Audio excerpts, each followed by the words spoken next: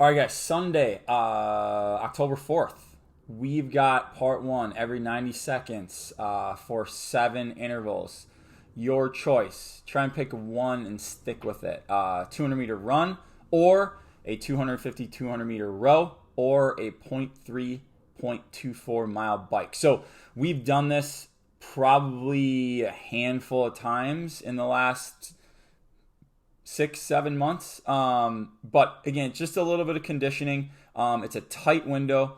It makes any of the choices a push, but also allows for enough rest to replicate. So I think doing this, the average time worked has been right around a minute.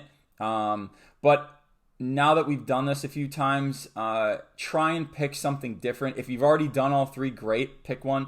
If you've stuck to one thing, maybe try and pick something else. But again, take a look at the distances. We're not going to record anything. You're just going to complete the task at hand.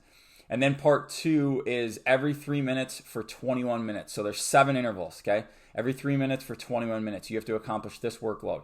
35 double unders and then 15 ground to overhead at 75 and 53.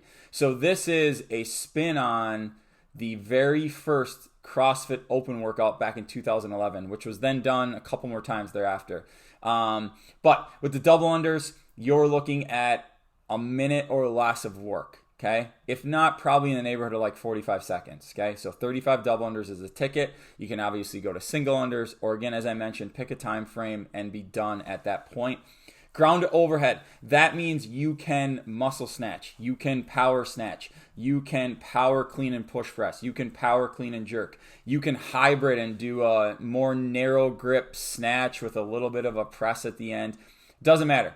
You got 15 reps, and 75-53 is sneaky, okay? It is light, but it's a lot of volume, both within the round and overall. So pick something that you can do and probably hang on to for at least half of those rounds, okay? That you can go unbroken. But again, 75 and 53 is heavy, or not heavy. It's light, but it is a lot of volume, so be smart about it. If you decide to go with an empty bar, don't drop it.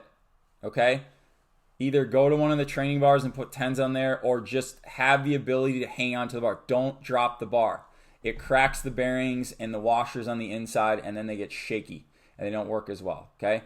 But take a look at that. There's some scaling and modifications options are there, but that will end the week. It'll be a good one. Have fun.